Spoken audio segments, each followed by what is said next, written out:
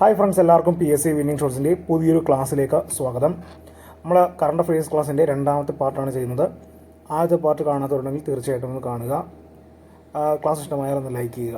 അപ്പോൾ ഒന്നാമത്തെ ചോദ്യമാണ്, ഇറാൻ്റെ സഹായത്തോടെ ശ്രീലങ്കയിൽ നിർമ്മിച്ച ജലവൈദ്യുത പദ്ധതിയാണ് ഉമ ഓയ ജലവൈദ്യുത പദ്ധതി. ഇറാൻ്റെ സഹായത്തോടെ ശ്രീലങ്കയിൽ നിർമ്മിച്ച ജലവൈദ്യുത പദ്ധതിയാണ് ഉമ ഓയ ജലവൈദ്യുത പദ്ധതി. രണ്ടാമത്തെ ചോദ്യം, ലോക്സഭാ തെരഞ്ഞെടുപ്പുമായി ബന്ധപ്പെട്ട പരാതികൾ നൽകാനുള്ള ആപ്പാണ് സി വിജിൽ. കേട്ടോ, സി വിജിൽ. ലോക്സഭാ തെരഞ്ഞെടുപ്പുമായി ബന്ധപ്പെട്ട പരാതികൾ നൽകാനുള്ള ആപ്പാണ് സി വിജിൽ. ഓക്കെ അല്ലേ? മൂന്നാമത്തെ ചോദ്യമാണ്, 2024 ഏപ്രിൽ ബേപ്പൂർ തുറമുഖത്ത് എത്തിയ വിനോദയാത്രാ കപ്പലാണ്, വിദേശ വിനോദയാത്രാ കപ്പലാണ് ലോഹൻഗ. കേട്ടോ, 2024 ഏപ്രിൽ ബേപ്പൂർ തുറമുഖത്തെത്തിയ വിദേശ വിനോദയാത്രാ കപ്പലാണ് ലോഹൻഗ. കേട്ടോ, ലോഹൻഗ. നാലാമത്തെ ചോദ്യമാണ്, അലിഗഡ് മുസ്ലിം സർവകലാശാലയുടെ ആദ്യ വൈസ് ചാൻസലറായി നിയമിതയായ വനിതയാണ് നൈമ ഖാത്തൂൻ. കേട്ടോ, നൈമ ഖാത്തൂൻ. അലിഗഡ് മുസ്ലിം സർവകലാശാലയുടെ ആദ്യ VC വൈസ് ചാൻസലറായി നിയമിതയായ വനിതയാണ് നൈമ ഖാത്തൂൻ. കേട്ടോ, നൈമ ഖാത്തൂൻ. അഞ്ചാമത്തെ ചോദ്യം, 2024 ഷോംപെൻ ആദിവാസി വിഭാഗം 2024 ഷോംപെൻ ആദിവാസി വിഭാഗം വോട്ട് ചെയ്ത ലോക്സഭാ മണ്ഡലം. കേട്ടോ, ലോക്സഭാ മണ്ഡലമാണ് ആൻഡമാൻ നിക്കോബാർ. ആദ്യമായാണ് ഇവർ എന്ത് ചെയ്യുന്നത്, ഇലക്ഷന് വോട്ട് ചെയ്യുന്നത്. കേട്ടോ, 2024 ഷോംപെൻ ആദിവാസി വിഭാഗം വോട്ട് ചെയ്ത ലോക്സഭാ മണ്ഡലമാണ് ആൻഡമാൻ നിക്കോബാർ. ആദ്യമായാണ് ഇവർ എന്ത് ചെയ്യുന്നത്, വോട്ട് ചെയ്യുന്നത് കൂടി ഓർത്തിരിക്കുക. അടുത്ത ചോദ്യം, ആറാമത്തെ ചോദ്യമാണ്, സർക്കാർ രേഖകളിൽ വ്യക്തിയുടെ പേരിനോടൊപ്പം അമ്മയുടെ പേരും നിർബന്ധമാക്കിയ സംസ്ഥാനമാണ് മഹാരാഷ്ട്ര. സർക്കാർ രേഖകളിൽ വ്യക്തിയുടെ പേരിനോടൊപ്പം അമ്മയുടെ പേരും നിർബന്ധമാക്കിയ സംസ്ഥാനമാണ് മഹാരാഷ്ട്ര. കേട്ടോ, മഹാരാഷ്ട്ര. സെൻട്രൽ വിജിലൻസ് കമ്മീഷണറായി ചുമതലയേറ്റ മലയാളിയാണ് AS രാജീവ്. സെൻട്രൽ വിജിലൻസ് കമ്മീഷണറായി ചുമതലയേറ്റ മലയാളിയാണ് AS രാജീവ് എന്ന് ഓർത്തിരിക്കുക. കേട്ടോ, AS രാജീവ്. സെൻട്രൽ വിജിലൻസ് കമ്മീഷണറായി ചുമതലയേറ്റ മലയാളിയാണ് AS രാജീവ്. അടുത്ത ചോദ്യമാണ്, രാജ്യത്ത് ഏക civil code, uniform civil code നിലവിൽ വന്ന ആദ്യ സംസ്ഥാനമാണ് ഉത്തരാഖണ്ഡ്. കേട്ടോ, രാജ്യത്ത് ഏക civil code, uniform civil code നിലവിൽ വന്ന ആദ്യ സംസ്ഥാനമാണ് ഉത്തരാഖണ്ഡ് എന്ന് ഓർത്തിരിക്കുക. ഉത്തരാഖണ്ഡ്. വിവാഹമോചനം, വിവാഹം, പാരമ്പര്യ സ്വത്തുക്കളുടെയും ഭൂമിയുടെയും കൈമാറ്റം തുടങ്ങിയവയിൽ ജാതി, മത, സാമുദായിക വേർതിരിവുകൾ ഇല്ലാതെ എല്ലാ പൗരന്മാർക്കും ഒരേ രീതിയിലുള്ള നിയമം ബാധകമാകുന്ന സംവിധാനമാണ് ഏക സിവിൽ കോഡ് എന്ന് പറയുന്നത്. കേട്ടോ, ഇപ്പോൾ എന്താണ് ഏക സിവിൽ കോഡ് എന്ന് പറഞ്ഞാൽ, വിവാഹം, വിവാഹമോചനം, പാരമ്പര്യ സ്വത്തുക്കളുടെയും ഭൂമിയുടെയും കൈമാറ്റം തുടങ്ങിയവയിൽ ജാതി, മത, സാമുദായിക വേർതിരിവുകൾ ഇല്ലാതെ എല്ലാ പൗരന്മാർക്കും ഒരേ രീതിയിലുള്ള നിയമം ബാധകമാകുന്ന സംവിധാനമാണ് ഏക സിവിൽ കോഡ് എന്ന് പറഞ്ഞാൽ. ഓർത്തിരിക്കുക. അപ്പോൾ അത് പാസ്സാക്കിയ ആദ്യ സംസ്ഥാനം ഏതാണ്? ഉത്തരാഖണ്ഡാണ്. കേട്ടോ, ഉത്തരാഖണ്ഡാണെന്ന് ഓർത്തിരിക്കുക. അടുത്തത് 9ാമത്തെ ചോദ്യമാണ്, ഇന്ത്യയുടെ തിരഞ്ഞെടുപ്പ് കമ്മീഷണർമാരായി പുതുതായി നിയമിക്കപ്പെട്ടത് ആരൊക്കെയാണ്? ഗ്യാനേഷ് കുമാർ, സുഖ്ബീന്ദർ സിംഗ് സന്ധു. കേട്ടോ, ഗ്യാനേഷ് കുമാർ UP-കാരനും ഉത്തർപ്രദേശുകാരനും സുഖ്ബീന്ദർ സിംഗ് സന്ധു പഞ്ചാബുകാരനുമാണ്. കേട്ടോ, ഇന്ത്യയുടെ തിരഞ്ഞെടുപ്പ് കമ്മീഷണർമാരായി പുതുതായി നിയമിക്കപ്പെട്ടവരാണ് ഗ്യാനേഷ് കുമാർ ഉത്തർപ്രദേശ്, സുഖ്ബീന്ദർ സിംഗ് സന്ധു പഞ്ചാബ്. ഇപ്പോഴത്തെ ചീഫ് ഇലക്ഷൻ കമ്മീഷണർ രാജീവ് കുമാറാണ്. രാജീവ് കുമാറാണ് ഇപ്പോഴത്തെ മുഖ്യ തിരഞ്ഞെടുപ്പ് കമ്മീഷണർ എന്നുകൂടി ഓർത്തിരിക്കുക. 10ാമത്തെ ചോദ്യമാണ്, ഒരു രാജ്യം ഒരു തിരഞ്ഞെടുപ്പ് സമിതി അതിന്റെ ശുപാർശകൾ രാഷ്ട്രപതിക്ക് സമർപ്പിച്ചിരുന്നു. ഒരു രാജ്യം ഒരു തിരഞ്ഞെടുപ്പ് സമിതി, ഒരു രാജ്യം ഒരു തിരഞ്ഞെടുപ്പ്, അതിന്റെ സമിതി ഉണ്ടായിരുന്നു. ആ സമിതി അതിന്റെ ശുപാർശകൾ എന്ത് ചെയ്തു, രാഷ്ട്രപതിക്ക് സമർപ്പിച്ചു. ഈ സമിതിയുടെ ശുപാർശകൾ, പ്രധാന ശുപാർശകളായിരുന്നു: 1, ലോക്സഭ നിയമസഭാ തെരഞ്ഞെടുപ്പുകൾ ഒരുമിച്ചും അതിനുശേഷം 100 ദിവസങ്ങൾക്ക് ശേഷം തദ്ദേശ തെരഞ്ഞെടുപ്പ് നടത്തുക. അപ്പോൾ ആ സമിതി വൺ നേഷൻ വൺ ഇലക്ഷൻ, അതാണ് ഒരു രാജ്യം ഒരു തിരഞ്ഞെടുപ്പ് സമിതി സമർപ്പിച്ച ശുപാർശകളാണ് ലോക്സഭ നിയമസഭാ തെരഞ്ഞെടുപ്പുകൾ ഒരുമിച്ചും 100 ദിവസങ്ങൾക്ക് ശേഷം തദ്ദേശ തെരഞ്ഞെടുപ്പ് നടത്തുക.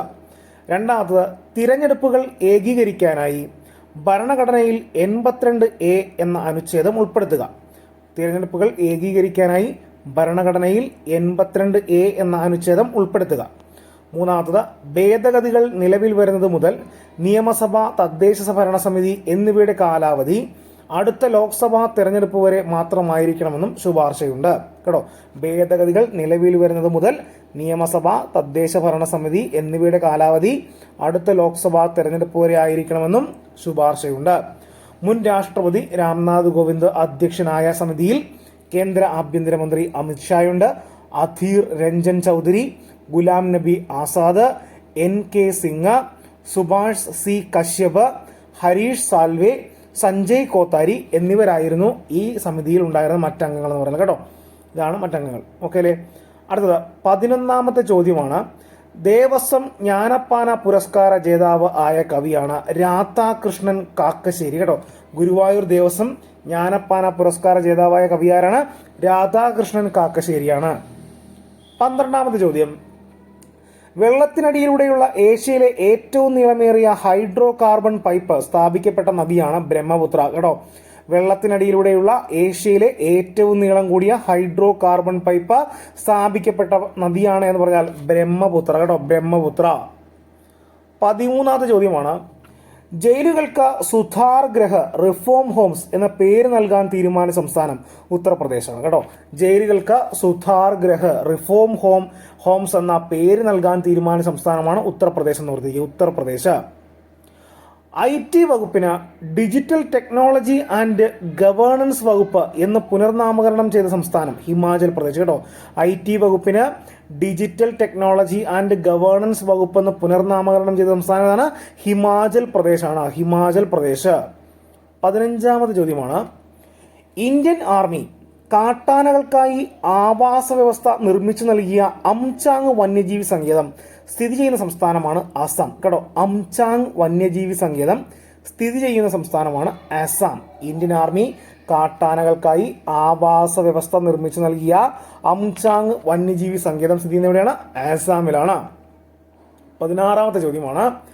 തിരഞ്ഞെടുപ്പുമായി ബന്ധപ്പെട്ട് നടക്കുന്ന അക്രമങ്ങൾക്ക് എതിരെ പരാതി സമർപ്പിക്കാൻ സമാധാന മുറി എന്ന സംവിധാനം ആരംഭിച്ച സംസ്ഥാനം പീസ് റൂം, പശ്ചിമ ബംഗാൾ. കേട്ടോ, സമാധാന മുറി എന്ന സംവിധാനം ആരംഭിച്ച സംസ്ഥാനമാണ് പശ്ചിമ ബംഗാൾ എന്ന് ഓർത്തിരിക്കുക.